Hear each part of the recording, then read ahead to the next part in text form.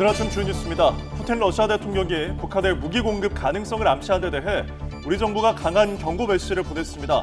대통령실 국가안보실장은 러시아가 정밀 무기를 북한에 주면 우리에게 더 이상 지켜야 할 선이 없을 거라고 경고했습니다. 러시아가 우크라이나의 미사일 공격으로 100명이 넘는 민간인 피해가 발생했다고 주장했습니다. 이번 공격에 미국산 장거리 미사일인 에이테크스가 사용됐다며 보복을 예고했습니다. 한약사 약국 앞에서 영업을 못하도록 시위를 벌인 약사들이 경찰에 고소됐습니다. 한약사는 약사들 때문에 제약사로부터 약을 공급받지 못하고 있다고 주장했고, 대한약사회는 한약사들의 양약 취급이 안전상 문제를 일으킬 수 있어 시위에 나선 거라고 반박했습니다. 신형 전기차를 중요 부품이 빠진 상태로 공급한 기아가 소비자에게 위자료를 지급해야 한다는 법원 판단이 나왔습니다. 재판부는 주요 부품 조립이 완전하지 못했고 이로 인해 소비자가 불편을 겪은 점을 인정했습니다. 전남 영광에 있는 주택에서 불이 나 조부모와 함께 살던 11살 장애 아동이 심정지 상태로 발견돼 병원으로 옮겨졌지만 숨졌습니다. 영국 제2의 도시인 맨체스터 공항에서 대규모 정전으로 무더기 결항 사태가 빚어졌습니다. 반나절 넘게 공항 업무가 마비돼 승객들은 큰 불편을 겪었습니다. 시청자 여러분 안녕하십니까? 월요일 아침 뉴스타트 2부 시작합니다. 대통령실 장호진 국가안보실장이 러시아가 고도의 정밀 무기를 북한에 준다면 우리에게 더 이상 어떤 선이 있겠느냐고 말했습니다. 장 시장은 어제 방송에 나와 우크라이나에 대한 무기 지원 재검토 방침과 관련해 러시아 측이 하기 나름이라는 것을 강조하고 싶다며 이같이 말했습니다.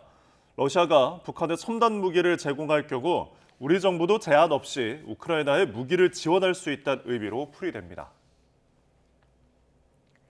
미국이 자국산 무기를 이용한 러시아 본토 타격을 제한적으로 허용한 가운데 우크라이나가 미국 장거리 미사일인 에이테크스로 크림반도를 공격했다고 타스 통신 등이 보도했습니다. 러시아 국방부는 우크라이나군이 크림반도의 도시 세바스토폴을 향해 에이테크스 집속탄 미사일 5기를 발사했다고 밝혔습니다.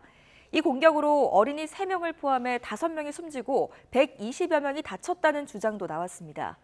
러시아 국방부는 민간인을 노린 이번 공격의 1차적 책임은 무기를 공급한 미국에 있다며 이에 상응하는 조치가 있을 것이라고 경고했습니다. 개업 전부터 한약사 약국 앞에서 영업을 하지 못하도록 시위를 벌인 약사회 간부가 경찰 수사를 받고 있습니다. 서울 금천경찰서는 서울시 약사회 간부 A씨를 업무방해 혐의로 입건해 조사하고 있습니다. A씨는 1일부터 한약사 B씨가 운영할 예정인 서울시 흥동 약국 앞에서 매일 오전 9시부터 밤 9시까지 소속 약사들과 함께 시위를 벌이며 영업을 방해한 혐의를 받습니다. 이들은 B씨가 불법으로 전문 의약품을 취급할 우려가 있고 한약사의 양약 취급 자체가 안전상 문제를 일으킬 수 있다고 주장하며 시위에 나선 것으로 파악됐습니다. 신형 전기차를 중요 부품이 빠진 상태로 공급한 기아가 소비자에게 위자료를 지급해야 한다는 법원 판단이 나왔습니다. 서울중앙지방법원은 지난달 23일 소비자 A씨가 기아를 상대로 낸 손해배상 청구 소송에서 원고 일부 승소로 판결하며 위자료 300만 원을 지급하라고 결정했습니다. 재판부는 A씨가 신차를 인도받았음에도 주요 부품 조립이 완전하지 못했고 이로 인해 차량 정비를 받고 차량 이용에도 불편을 겪었던 점을 고려했다고 설명했습니다.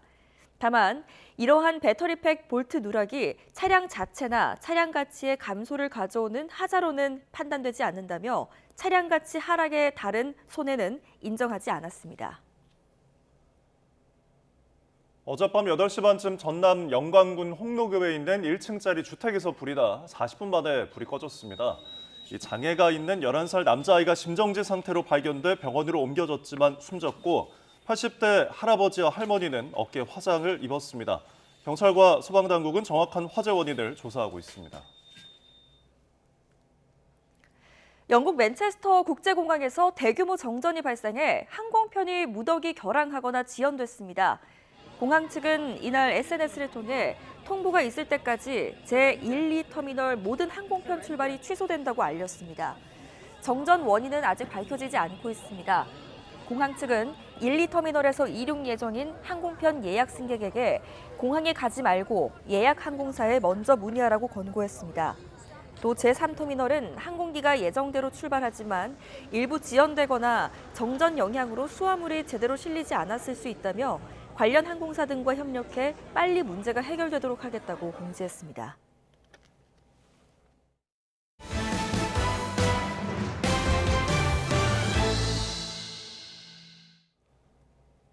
대통령실 국가안보실장이 러시아가 북한에 정밀 무기를 준다면 우리는 더 이상 선이 없다고 밝혔습니다. 러시아가 북한에 첨단 무기를 공급한다면 우리도 우크라이나에 살상 무기 등을 제한 없이 지원할 수 있다는 경고로 풀이됩니다. 먼저 신윤정 기자입니다. 장호진 국가안보실장이 우크라이나에 대한 무기 지원 재검토 방침에는 러시아의 태도가 중요하다는 점을 거듭 강조했습니다. 장 실장은 방송에 출연해 무기 지원에 대한 검토는 이미 끝났다며 러시아가 앞으로 어떻게 나오느냐에 따라 무기 지원 조합이 달라질 거라고 말했습니다. 기술 발전으로 살상 무기든 비살상 무기든 여러 단계 조합을 만들 수 있다면서도 구체적으로 언급하는 건 시기상조라고 밝혔습니다. 그러면서 푸틴 러시아 대통령이 방북 뒤 북한의 무기 공급 가능성을 암시한 데 대해서는 강한 경고 메시지를 보냈습니다. 러시아가 북한에 고도의 정밀 무기를 준다면 우리가 더 이상 어떤 선이 있겠느냐며 러시아 측이 이런 점을 고려할 필요가 있다고 밝혔습니다. 러시아가 북한에 첨단 무기를 제공할 경우 우리 정부도 제한 없이 우크라이나에 무기를 지원할 수 있다는 의미로 해석됩니다. 다만 푸틴 대통령이 우리 정부를 향해 우크라이나에 대한 무기 지원은 큰 실수라고 공개 경고한 데 대해서는 맞대응을 자제했습니다. 푸틴의 발언 중에는 한국이 먼저 침공할 건 아니니 걱정할 일은 아니라고 하는 얘기도 있었다며 북한과 맺은 조약 내용을 우리에게 설명하는 부분도 있다고 본다고 말했습니다. 그러면서 우크라이나 전쟁 이후 한러 관계를 복원하고 발전시키고 싶다면 러시아 측이 심사숙고하라고 덧붙였습니다. 장 실장은 북러 군사 협력이 한반도나 동북아시아를 넘어 유럽을 포함한 국제적인 문제가 됐다며 다음 달 미국에서 열릴 나토 정상회의에서도 이 문제가 논의될 예정이라고 밝혔습니다. YTN 신윤정입니다. 러시아가 우크라이나 하르키우를 공습해 수십 명의 민간인 사상자가 나온 가운데 이번엔 러시아가 우크라이나의 미사일 공격으로 100명이 넘는 민간인 피해가 발생했다고 주장하고 나섰습니다. 특히 이번 공격에 미국산 장거리 미사일인 에이테크임스가 사용됐다며 보복을 예고했습니다. 유토관 기자가 취재했습니다. 크림반도의 최대 도시 세바스토폴이 아수라장으로 변했습니다. 해변에 있던 사람들은 비명을 지르며 대피했고 주택과 거리 곳곳이 파괴됐습니다. 러시아는 우크라이나군이 집속탄을 장착한 미국산 에이테크임스 5발을 발사했다고 주장했습니다.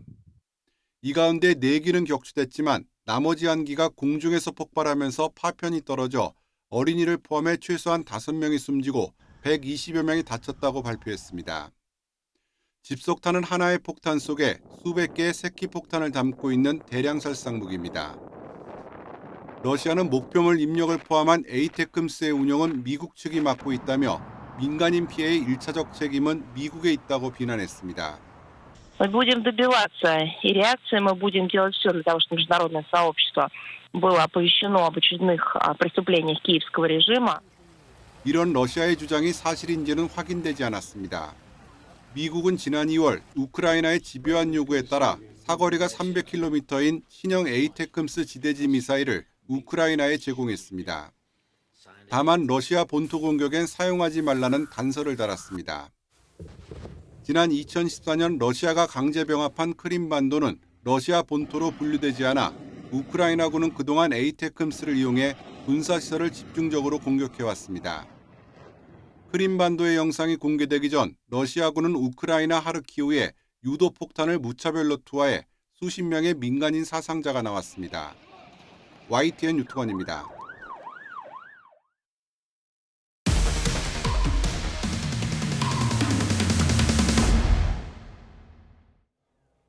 약국을 개업했지만 제약사로부터 약 공급을 제대로 받지 못하고 있다는 현직 한약사의 제보가 들어왔습니다.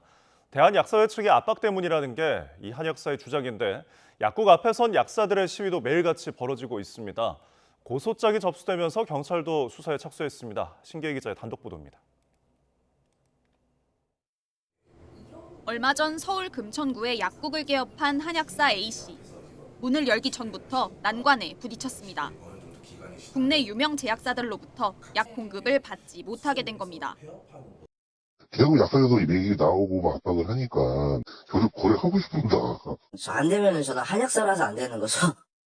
뭐 솔직히 말씀드리면 그거죠. 한약사의 양약 취급을 반대하는 대한약사회의 압박 때문에 거래를 못하겠다는 말인데 일부 제약사는 이미 공급한 약품까지 회수했습니다. 영업을 시작한 지 며칠이 지났지만 A씨는 여전히 약품 수급에 어려움을 겪고 있습니다.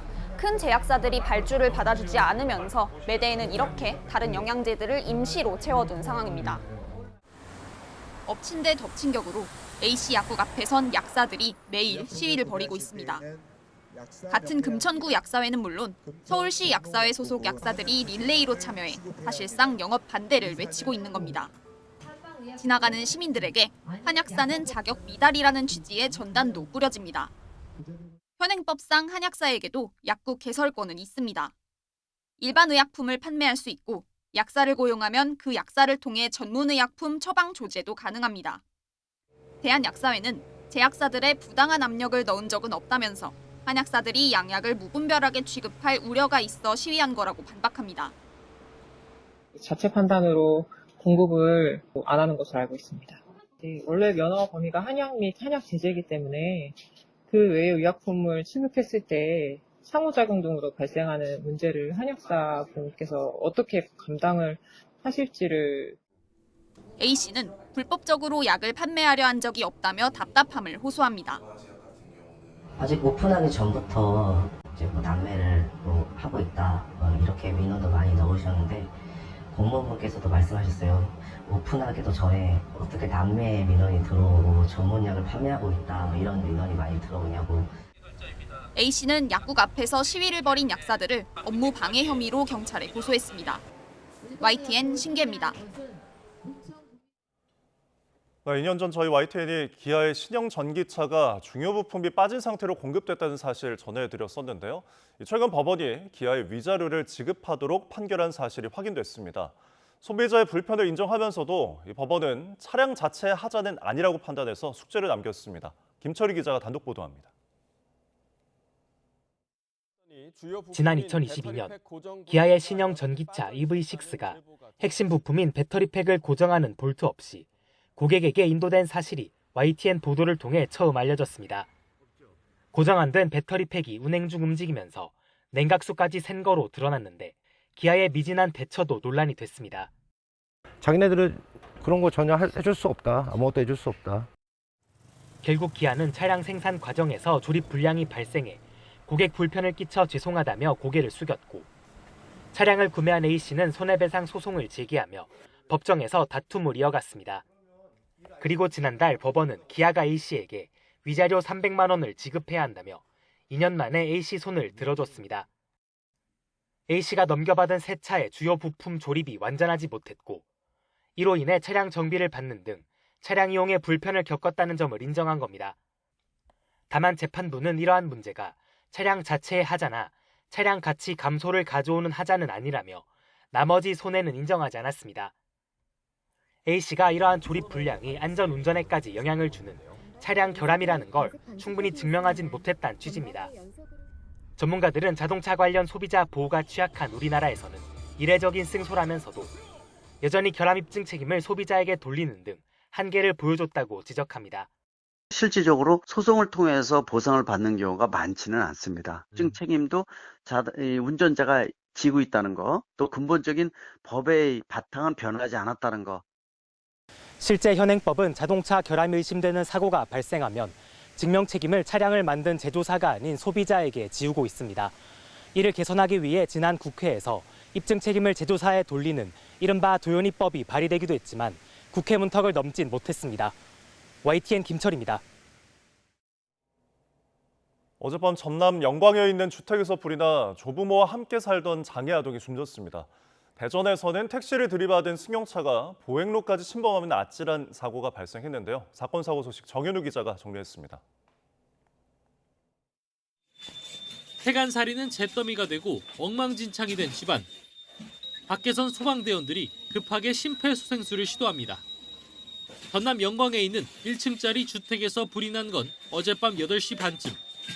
80대 할아버지 할머니는 급히 빠져나왔지만 지적 장애를 앓던 11살 손자는 안에서 심정지 상태로 발견됐습니다. 응급조치를 받으면서 병원으로 옮겨졌지만 끝내 숨졌습니다. 상황이 이제 급하게 해가지고 할머니도 좀 놀리시고 그래가지고 현장에서 얘기해봤는데 다른 방에 있는 줄 알고 이제 나오면서 앞서가던 택시는 멈췄지만 뒤에 오는 승용차가 속도를 늦추지 않습니다.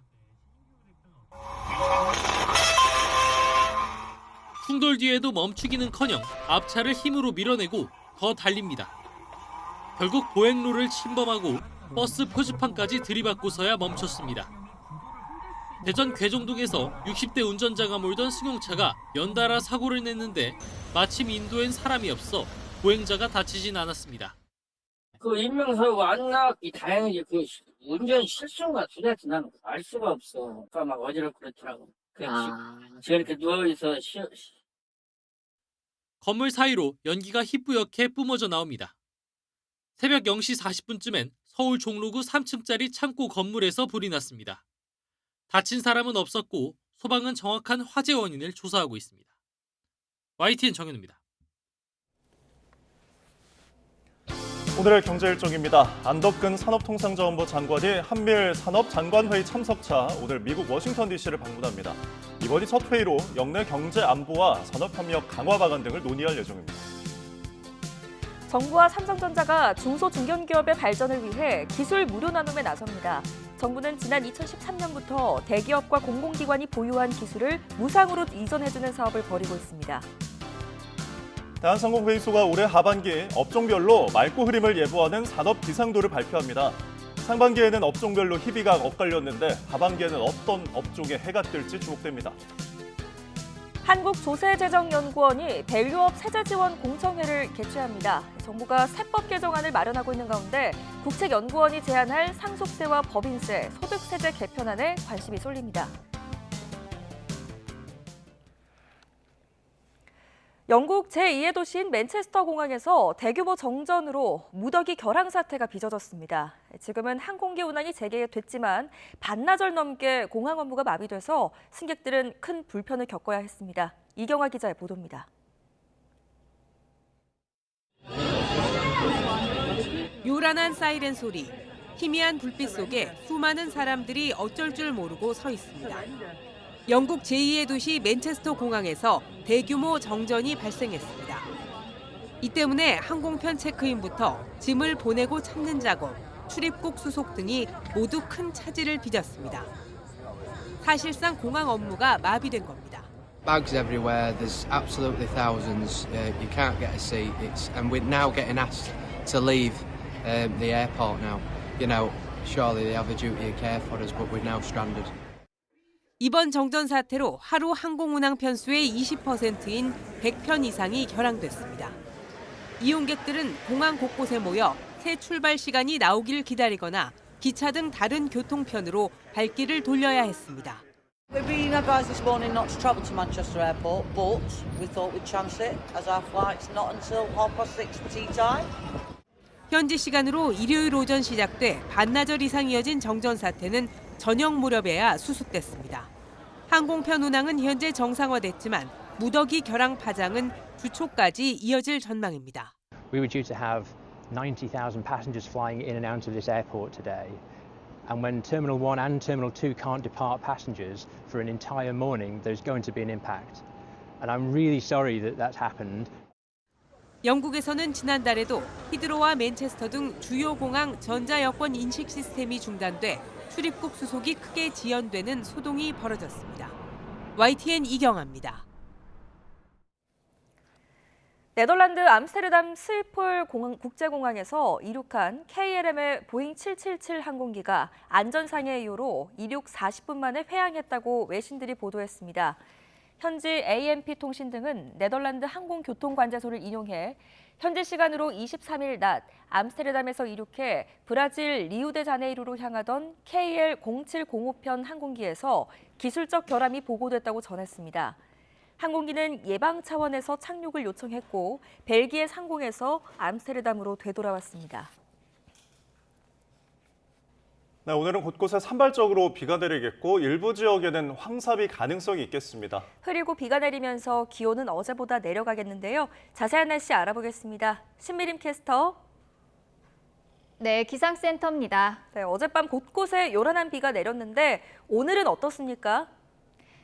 네, 밤사이 서울 등 중부지방에는 천둥과 번개를 동반한 강한 비가 쏟아졌습니다. 오늘은 수도권을 제외한 전국에 저녁까지 가끔 비가 내리겠는데요. 특히 이번에는 남부지방을 중심으로 시간당 10에서 20mm의 강한 비가 집중되겠습니다. 여기에 우리나라 상공으로 황사까지 유입되면서 흑비가 내릴 가능성도 있는데요. 예상되는 비의 양은 5에서 많게는 30mm가 되겠고요. 늦은 오후부터는 점차 그치겠습니다. 한편 제주도는 정체전선의 영향으로 아침까지 비가 조금 이어지겠습니다. 또 최근에는 습도가 높아져서 참 무더운데 오늘도 덥나요? 네, 오늘은 흐린 날씨가 이어지며 어제보다는 기온이 내려가겠습니다. 오늘 서울 낮 기온은 28도로 예년 수준의 여름 날씨를 보이겠는데요. 다만 습도가 높은 탓에 낮 동안에는 후텁지근하게 느껴지겠습니다. 또 오후에는 황사의 영향으로 서쪽 곳곳에서 미세먼지 농도가 짙어질 수 있겠는데요. 호흡기 건강도 잘 챙겨주셔야겠습니다.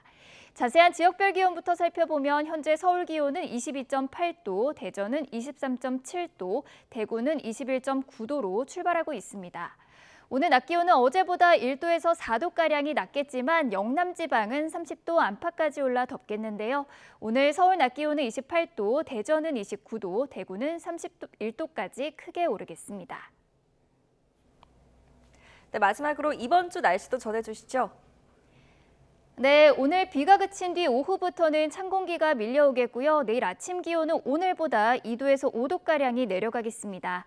다행히 내일은 뚜렷한 비 소식 없이 전국이 대체로 맑겠는데요. 다만 수요일인 모레는 다시 정체전선이 북상하겠고요. 제주도와 남해안부터 장맛비가 내릴 전망입니다. 지금까지 날씨 정보였습니다.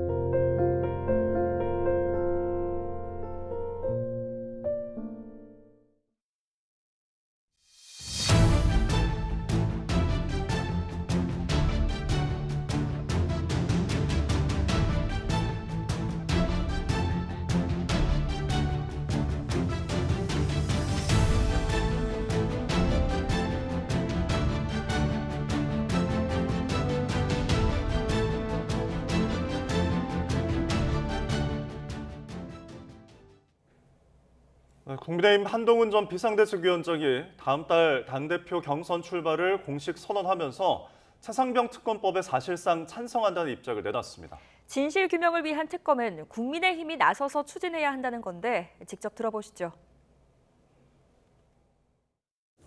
최상병 특검과 관련해서는 그 사안에 대해서 국민들께서 의구심을 가지고 계십니다.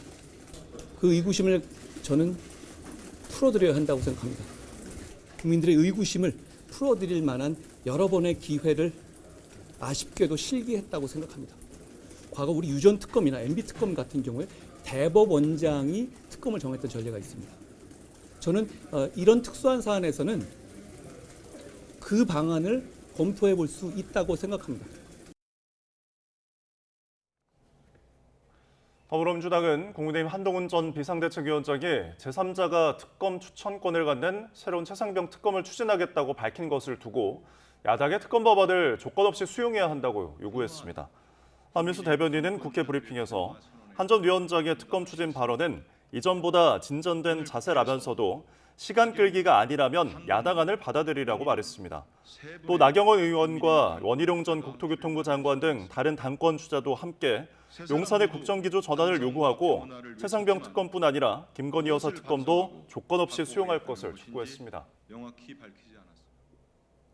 국민의힘 나경원 의원은 총선 패배를 자초한 오판을 다시 반복할 수는 없다며 당대표 출마를 공식 선언했습니다. 당권 도전을 위해 오는 2027년 대선에는 불출마하겠다고 밝혔는데요. 역시 직접 들어보시죠. 이겨본 사람만이 이기는 길을 압니다. 총선 패배를 자초한 오판을 다시 반복할 수는 없습니다. 시행착오를 감당할 여유는 이제 없습니다. 수도권 5선 생존 정치인의 지혜, 전략, 경험을 오롯이 보수 재집권을 위해 쓰겠습니다.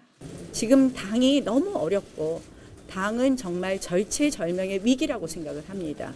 그래서 저 나경원은 대선에 출마하지 않기로 했습니다. 국민의힘 당권 도전을 선언한 원희룡 전 국토교통부 장관은 최상병 특검의 경우 공수처에서 현재 수사가 진행되고 있다며 대통령실과 같은 입장을 밝혔습니다. 윤석열 대통령과의 신뢰관계도 특히 강조했는데 함께 들어보시죠. 현재 공수처에서 수사가 진행되는 것으로 알고 있는데요. 그 수사 결과가 미진하다면 먼저 특검을 요청할 수도 있다. 이게 이미 여당에서 밝힌 입장입니다. 우선 공수처의 수사 철저히 진행되도록 하고요. 신뢰가 있어야 당정 관계를 바로 세울 수 있습니다. 저는 대통령과 신뢰가 있습니다. 당심과 민심을 대통령께 가감없이 전달하겠습니다. 대통령실은 국민의힘 당대표 선거에 출마한 후보들이 당원들의 마음과 국민의 선택을 얻기 위해 포부와 소신들을 밝혔고 후보들 간에 치열한 논쟁이 있을 것이라고 말했습니다. 대통령실 고위 관계자는 국민의힘 당권 주자들의 출마 선언 내용과 관련해 이같이 밝히고 극단적인 여소야대라는 현 상황에 대한 진단과 해법에 대해 다양한 의견이 있을 수 있다고 평가했습니다. 네, 여야가 국회 원구성 문제를 두고 마지막 협상에 나섰지만 끝내 합의점을 찾지 못했습니다. 국민의힘은 추가 협상 대신 의원총회에서 결론을 내겠다고 밝혔고 민주당은 결단을 기다리겠다면서도 상임위 단독 구성 가능성으로 여당을 압박했습니다. 손효정 기자입니다. 우원식 국회의장이 원구성 협상의 최종 시한으로 못 박은 휴일, 여야 원내대표가 다시 만났습니다. 법사위 운영일을 1년씩 번갈아가며 맞자는 여당 제안에 민주당이 대통령 거부권 제안을 역제안하며 협상이 무산된 뒤 이뤄진 회동은 이번에도 접점 없이 끝났습니다. 먼저 회담장을 빠져나온 국민의힘 추경호 원내대표는 국회의장이 추가 중재안을 제시하지도 민주당이 한 발 물러서지도 않는다고 비난하며 결렬 책임의 화살을 돌렸습니다. 야당과 더 협상을 이어가지 않겠다며 의원총회에서 자체적인 결론을 내리겠다고 선언했습니다. 빈손 협상 더 이상 무의미하다고 생각합니다. 어떻게 대응할지에 관해서는 이제 우리 국민의 힘에서 우리 의원들 총의를 모아 우리 스스로 결단을 할 것입니다. 민주당 박찬대 원내대표도 각 당의 결단만 남았다며 여당 의총 결과를 기다리겠다고 밝혔습니다. 국회 개원을 더는 미룰 수 없는 만큼 여당이 협조하지 않는다면 끝내 민주당이 18곳 상임위원장을 모두 가져갈 수 있음을 시사했습니다. 국민의 힘이 아무런 제한이 없다면 그러면 더 이상 미룰 수 없다 보니까 그렇게 되면 다시 표결에 맡길 수 있으니까 11대 7이 아닌 결과가 나올 수도 있겠죠. 여야는 지난 21일 야당 단독으로 열린 법사위의 최상병 특검법 입법 청문회를 두고도 공방을 벌였습니다. 추 원내대표는 별도 입장문을 내고 야당이 사건 참고인을 불러 모욕과 협박, 조롱을 일삼았다며 국회의장에게 유감 표명 등 조치를 취해달라고 촉구했습니다. 이재명 로펌으로 전락한 민주당 법사위가 막가파식 회의 운영과 노골적인 수사 방해로 얻고 싶은 것은 오로지 정권 흔들기이지 이 사건의 진실이 아닙니다. 반면 민주당은 같은 청문회를 지켜본 게 맞느냐며 여당이야말로 원회에서 비평가 노릇을 할 게 아니라 먼저 국회로 돌아와야 한다고 맞받았습니다. 국회 밖을 떠돌며 대통령실 핀잔에 속수무책인 국민의힘이 안쓰럽습니다. 법사위에 들어와 플레이어가 되어야 될 국민의힘이 원외에서 비평가로 활약하는 꼴입니다. 원내 운영을 두고 여야 신경전이 갈수록 격화되는 가운데 결국 오늘 국민의힘 의원총회 결과가 개원 이후 한 달 가까이 이어진 원구성 협상에 마침표를 찍을 거란 관측이 나옵니다. YTN 손효정입니다. 네, 북한이 러시아와 동맹에 준하는 조약을 맺은 가운데 이번 주 한미일 3국이 처음으로 다영역 연합훈련을 실시해 북한의 반응이 주목됩니다. 이뿐 아니라 북한은 대북전단에 대한 보복 조치도 예고한 상황이라 이번 주 한반도 긴장이 고조되는 건 아닌지 김대근 기자가 전망해봤습니다. 미군의 핵 추진 항공모함 루즈벨트함이 부산항에 입항한 가운데 이번 주 한미일 3국의 첫 다영역 군사훈련 프리덤 엣지가 실시됩니다. 최근 북한과 러시아가 포괄적 전략 동반자 조약을 체결한 상황에서 진행되는 만큼 북한의 반응이 주목됩니다. 북한은 한미일 연합훈련을 북러 군사협력 강화의 당위성을 강조하는 수단으로 삼을 것으로 보이는데 더 나아가 북러 조약 체결로 자신감에 찬 북한이 러시아에 공급할 무기를 시험 발사하며 성능을 과시할 수 있다는 시각도 있습니다. 한미일 군사훈련에 대한 대응 형태로서 또 러시아에 제공할 미사일을 사전에 보여준다는 측면에서 동해상으로 단거리 미사일 발사 훈련이 간헐적으로 이루어질 가능성도 있다고 봐야죠. 북한은 또 대북 전단 살포에 대한 보복 조치도 예고한 상황. 서해에서의 포격이나 무인기 침투 외에도 해킹 등 새로운 방식의 공격 가능성이 제기됩니다. 해킹 시도가 좀 높지 않을까. 그래서 우리 금융전산망, 우리 은행들 금융전산망이나 아니면은 우리 정부 홈페이지라든가 이런데 사이버 공격을 가할 가능성도 굉장히 높죠. 그런데 이런 단기적 대응 외에도 북러가 군사 협력을 지속하며 국제안보에 심각한 위협을 가할 수 있다는 우려도 나옵니다. 북한의 공병부대는 물론 전투부대의 우크라이나 파병이나 북한의 핵 개발을 러시아가 묵인하고 물밑에서 지원할 가능성까지 거론됩니다. 푸틴 대통령이 우리는 북한의 핵 보유국을 인정합니다라고 공식적으로 승인한 건 아니지만 핵 개발서부터 모든 것들은 다 가능하도록 만들어 놓은 거잖아요, 조약이. 국책연구기관인 국가안보전략연구원은 이번 푸틴 대통령 방북 시 러시아가 안보리 대북 제재를 대놓고 무시하는 방식으로 북한의 핵무장을 우회적으로 용인했다며 정부 차원에서 전술핵 재배치나 자체 핵무장 등을 포함한 다양한 북핵 대응 방안을 검토해야 한다고 밝히기도 했습니다. 이런 가운데 북한은 이번 주 노동당 중앙위원회 전원회의를 열고 북러 조약에 따른 협력 절차를 구체화하며 대내외의 성과를 선전하는 데 힘쓸 것으로 보입니다. YTN 김대근입니다. 탈북민 단체가 쌀이 든 페트병을 다시 한번 북한 쪽에 방류한 것으로 보입니다. 탈북민 단체 큰샘은 그제 오전 인천 강화도 앞바다에서 쌀과 1달러 지폐, 구충제, 그리고 USB가 담긴 페트병 200개를 북한 방향으로 보낸 것으로 알려졌습니다. 앞서 해당 단체는 지난 7일에도 쌀이 담긴 페트병 500개를 강화도 바다에 띄우면서 한 달에 2번씩은 같은 활동을 이어나갈 것이라고 밝혔습니다.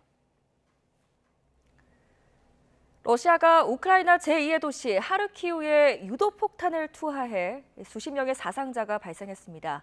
우크라이나는 민간인들을 목표로 한 비열한 공격이라고 맹비난했는데 그 폭발의 순간을 신웅진 기자가 전해드립니다. 현지 시간 22일 오전 9시 14분 무렵 한 여성이 교차로를 향해 걸어가다 기겁합니다. 운 좋게 폭탄을 피한 사람들은 서둘러 자리를 피하지만 화면 밖에서는 사상자가 속출했습니다. 이번 공습으로 인구 130만 명 도시인 하르키우에서 사망자가 발생하고 수십 명이 다쳤으며 일부는 중태인 것으로 전해졌습니다. Голова чуть-чуть, рука. Что произошло? Стояли на светофоре в один, второй прилет, и потом все посыпалось после третьего на голову. 하르키우 당국은 러시아가 투하한 유도폭탄 4발이 주택, 상점, 정류장 등에 떨어졌다고 밝혔습니다. 러시아가 사용하는 유도 폭탄은 고성능 폭약과 산탄식 폭탄에 유도 시스템과 날개 등을 장착한 것으로 미사일에 비해 상대적으로 저렴합니다. 젤렌스키 대통령은 러시아군이 이번 달에만 우크라이나에 유도폭탄 2,400발을 발사했으며 이 중 700발이 하르키우를 겨냥했다고 말했습니다. Це черговий терористичний акт, прицільне влучання у цивільну інфраструктуру, у житловий, тобто будинок. Тут у цьому районі немає жодного фактично підприємства, яке б становило хоч будь-яку цінність з військової точки зору. 러시아는 하르키우의 지역에 에너지 시설도 타격했습니다. 우크라이나 당국은 남동부 자포리자 지역과 서부 르비우 지역에 에너지 시설이 파손됐으며 노동자 2명이 다쳤다고 설명했습니다. 전쟁이 3년째 이어지는 가운데 우크라이나는 러시아의 공격에 발전 용량이 절반 이하로 떨어지면서 일상까지 위협받고 있습니다. YTN 신웅진입니다. 미국이 자국산 무기를 이용한 러시아 본토 타격을 제한적으로 허용한 가운데 우크라이나가 미국 장거리 미사일인 에이테크스로 크림반도를 공격했다고 타스 통신 등이 보도했습니다. 러시아 국방부는 우크라이나군이 크림반도의 도시 세바스토폴을 향해 에이테크스 집속탄 미사일 5기를 발사했다고 밝혔습니다. 그러면서 4기는 대공 방어 시스템에 격추됐고 나머지 1기는 공중에서 탄두가 폭발했다고 주장했습니다. 이와 관련해 미하일 라즈보자예프 세바스토폴 시장은 텔레그램에 미사일 파편에 어린이 3명을 포함해 5명이 숨지고 120여 명이 다쳤다고 주장했습니다.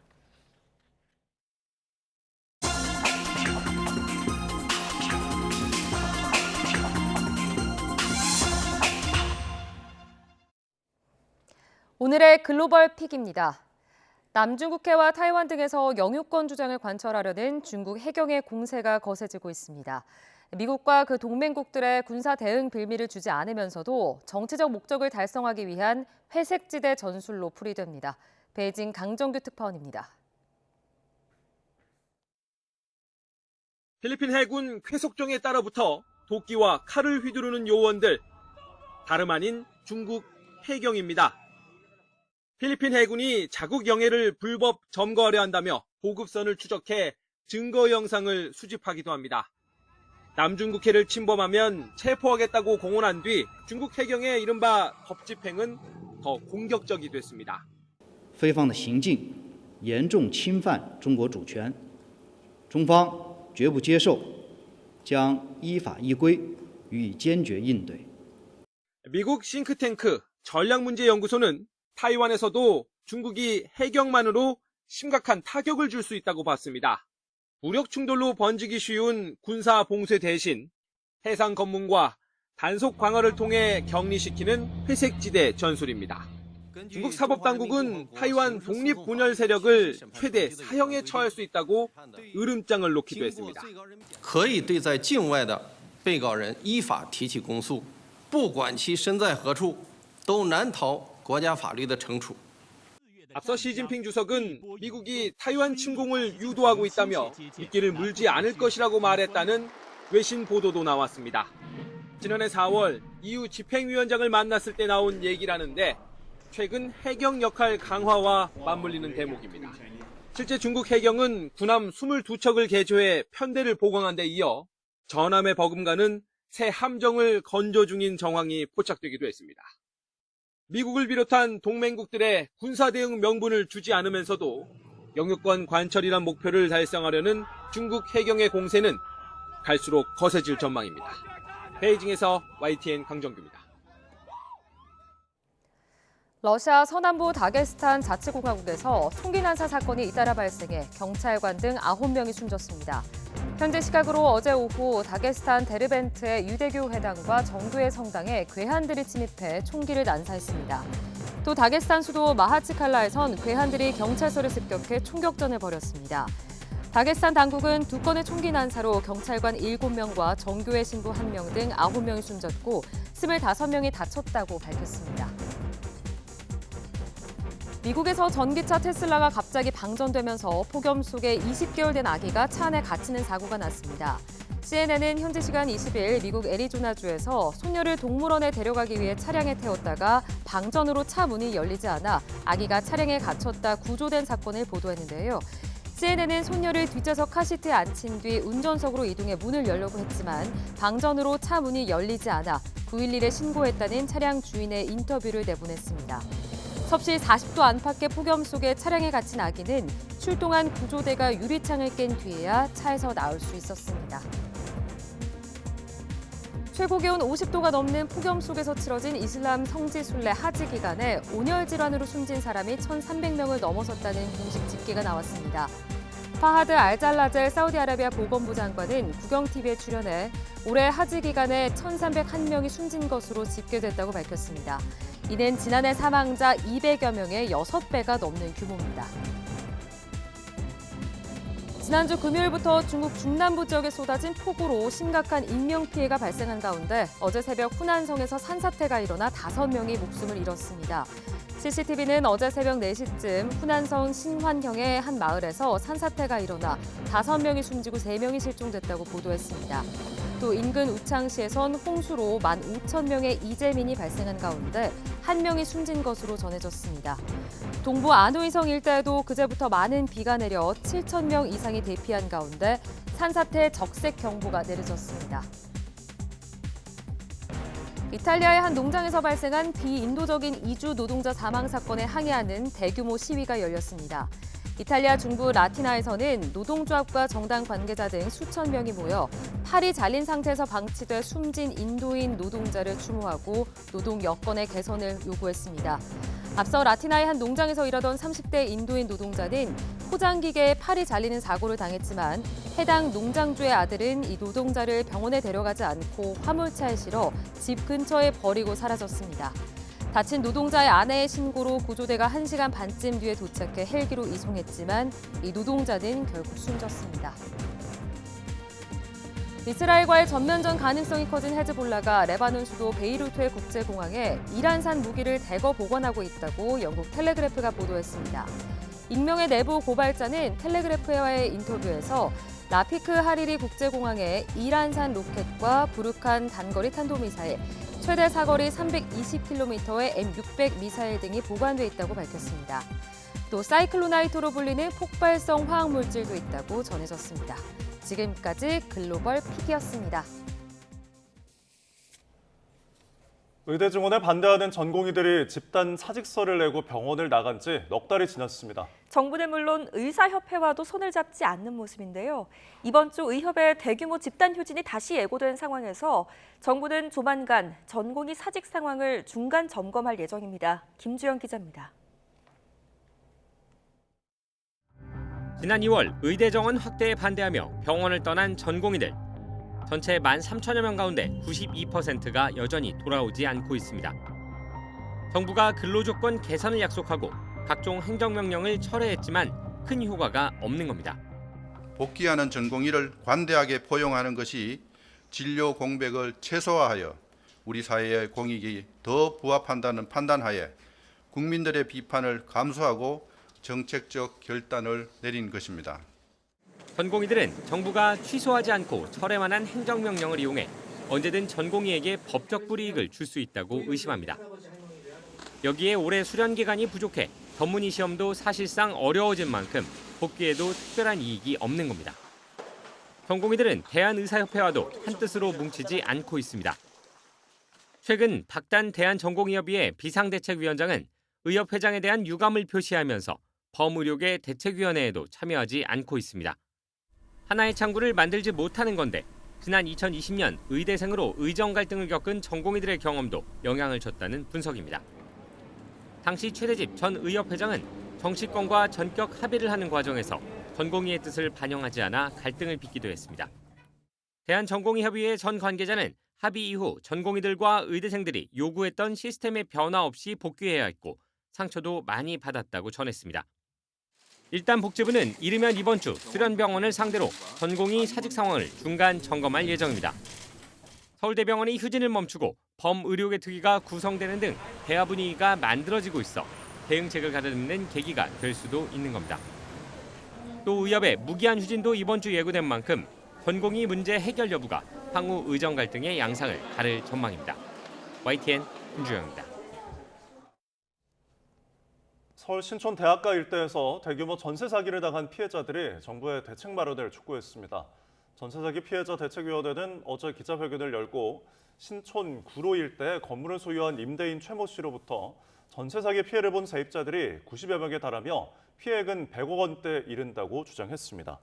이들은 피해 주택 대부분이 전세 사기 특별법 사각지대에 놓인 다가구 주택과 불법 건축물이라며 이 때문에 피해 회복을 기대하기 어려운 상황이라고 설명했습니다.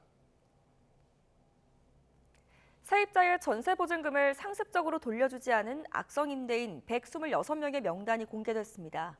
안심 전세 앱에 공개된 정보를 보면 지난 6개월 동안 보증금 채무를 반환하지 않은 임대인은 평균 나이 49세였습니다. 이들은 평균 18억 9천만 원의 보증금을 떼먹은 것으로 나타났는데 보통 8개월 이상 보증금을 반환하지 않은 것으로 나타났습니다. 떼어먹은 보증금 규모가 가장 큰 악성 임대인은 강원도 원주시에 거주하는 손모 씨로 반환 채무가 707억 원에 이르렀습니다. 사건 사고 한 줄 뉴스입니다. 어젯밤 8시 반쯤 전남 영광군 홍농읍에 있는 1층짜리 주택에서 불이다 장애가 있는 11살 남자아이가 숨지고 80대 할아버지와 할머니는 어깨에 화상을 입었습니다. 어제 오후 6시 50분쯤 60대 운전자가 몰던 승용차가 앞서가던 택시를 들이받고 인도에 있는 버스 정류장까지 돌진했습니다. 이 사고로 다친 사람은 없었습니다. 어제 오후 4시 10분쯤 인천 을활동 선착장에는 계류된 요트에서 불이 나 1시간 반 만에 꺼졌습니다. 어제 오전 11시쯤에는 충남 서산시 성현면에서 80대 남성이 몰던 경운기가 바로 옆 논으로 추락하며 넘어지면서 운전자가 숨졌습니다.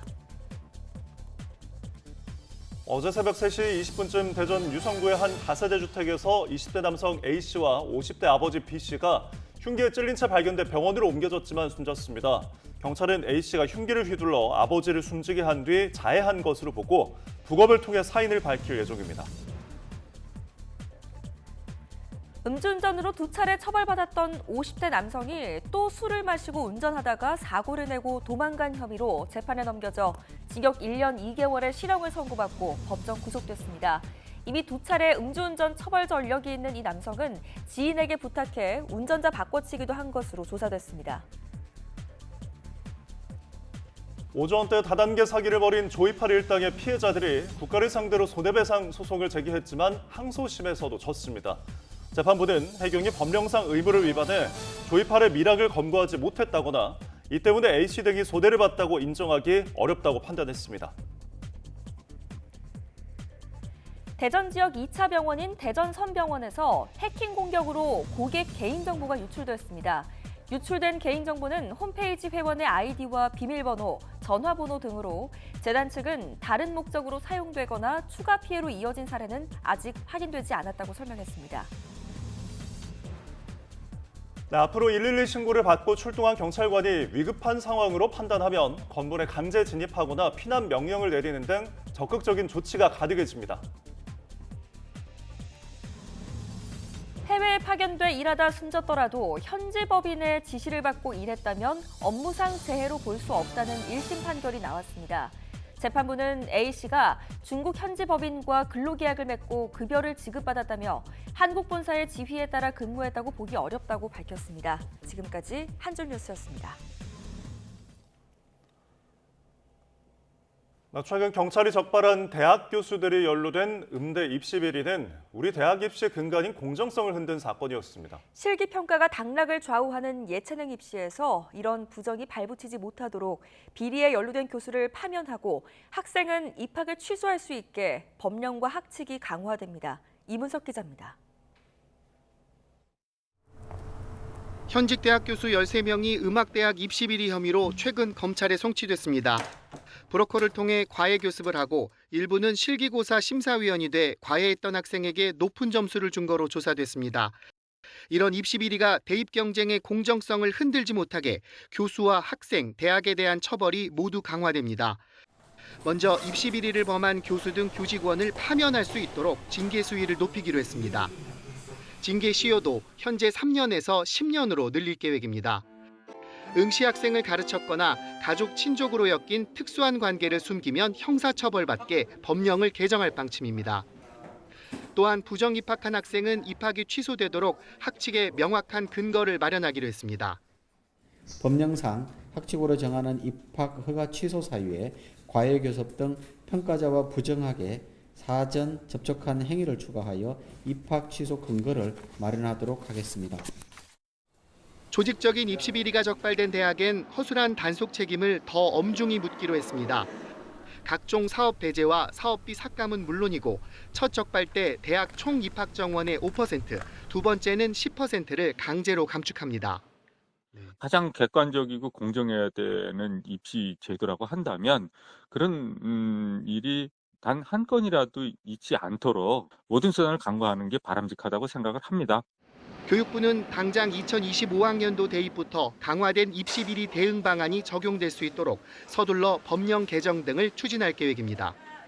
YTN 임은석입니다. 전동 킥보드를 충전하는 도중에 발생하는 화재는 주로 여름에 집중적으로 나고 있는데요. 높은 외부 온도가 배터리에 영향을 주기도 하지만 장마철 습기 역시 원인 중 하나로 꼽혀 각별한 주의가 필요합니다. 김기수 기자입니다. 충전 중이던 전동 킥보드에 불꽃이 튀더니 갑자기 불길이 치솟습니다. 복도와 주택 내부는 순식간에 뿌연 연기로 가득 찹니다. 창문에서 검은 연기가 피어오르고 주택 내부는 형태를 알아볼 수 없을 정도로 시커멓게 변했습니다. 이 화재 역시 킥보드에 내장된 배터리에서 불이 시작된 것으로 조사됐습니다. 전동 킥보드 화재는 주로 여름철에 집중되고 있습니다. 최근 5년 동안 6월에서 8월 사이에 발생한 킥보드 화재는 175건, 계절별로 보면 37.4%를 차지했습니다. 전문가들은 온도와 습도를 원인으로 꼽았습니다. 더운 날씨에 배터리 온도가 쉽게 올라가고 장마철 습기가 정기적 반응을 일으켜 폭발로 이어질 수 있기 때문입니다. 전동 킥보드 배터리는 주로 바닥에 위치해 있습니다. 이곳에 작은 틈만 생겨도 수분이 침투해 화재로 이어질 수 있습니다. 배터리 안에 물이 들어갔을 때를 가정해 직접 실험해봤습니다. 전류가 흐르는 곳에 물방울을 떨어뜨리자 순식간에 불꽃이 생기고 연기가 피어오르며 고무가 타버립니다. 배터리 내부였다면 연쇄 반응으로 큰 불이 날 수 있는 아찔한 상황이라고 전문가는 설명했습니다. 전동 킥보드 내에 수분이 유입될 경우 배터리 매니지먼트 시스템 내부에서 단락이 발생할 가능성이 있고 이로 인해서 과전압이 인가될 가능성이 있고 전문가들은 장마철 전동 킥보드 화재를 최소화하려면 배터리 외관이 파손되지 않았는지를 수시로 확인하고 물이 고인 곳을 지나는 행위를 피해야 한다고 조언했습니다. YTN 김기수입니다. 세계 최대 규모의 여성 발명왕 엑스포에서 정균영 씨가 필터 없는 공기청정 기술로 그랑프리를 수상했습니다. 이번 엑스포에서는 친환경 기술들이 눈에 띄었는데 여성 발명가들은 가족의 건강과 안전이 아이디어의 시작이었다고 입을 모았습니다. 홍상희 기자가 다녀왔습니다. 정윤영 씨의 발명은 부모님 건강에 대한 염려에서 시작됐습니다. 부모님이 운영하는 고깃집에선 일반 공기청정기로는 유해가스를 해결하기 어려웠고 필터도 기름때에 무용지물이 되어버리기 일쑤였습니다. 정 씨는 원심력으로 물을 공급하고 물을 잘게 쪼갠 뒤 기압차로 순환시켜 공기를 정화하는 필터 없는 공기청정기를 발명했습니다. 물이 필터가 되는 건데 공기청정뿐 아니라 탄소 포집도 가능해 산업용으론 유해가스 저감 장치로 확장할 수 있고 필터 소각으로 인한 환경 오염도 줄일 수 있습니다. 이렇게 큰 상을 받게 되어서 앞으로 더욱 여성 발명가들이 많아지고 기술 개발이 더 확장되는 본보기가 되도록 노력하겠습니다. 특별상을 받은 이 보행 보조차의 발명 배경도 비슷합니다. 인공 관절 수술을 한 어머니가 당당하게 사용할 수 있는 안전은 물론 디자인도 빠지지 않는 보행 보조차를 만들고 싶었다고 말합니다. 완강히 거부를 하세요. 아직 내가 보행차를 쓸 나이는 아니다. 그래서 제 목표는 우리 엄마가 저희 제품을 사용하는 그것. 국내 최초로 흡배기 분리 시스템을 적용해 미세먼지가 심한 날도 활용도가 높은 창문형 공기청정기. 아이가 필요한 것, 남편이 필요한 것, 가족이 필요한 부분이 어떤 건지 이런 걸 내가 직접 개발해야겠구나. 꼭 내 가족이 필요하면 모든 사람이 다 필요할 거다라는 확신이 있었거든요. 세탁기 안에서 섬유 속 미세 플라스틱을 잡아내는 포집볼과 세탁망도 모두 가족을 위한 아이디어에서 나온 발명품입니다.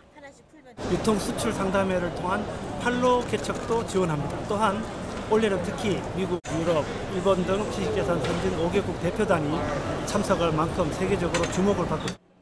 올해로 17번째를 맞은 여성 발명왕 엑스포에는 전 세계 20개국에서 400여 점을 출품해 46개 발명품과 기술이 수상의 영예를 안았습니다. YTN 홍사입니다.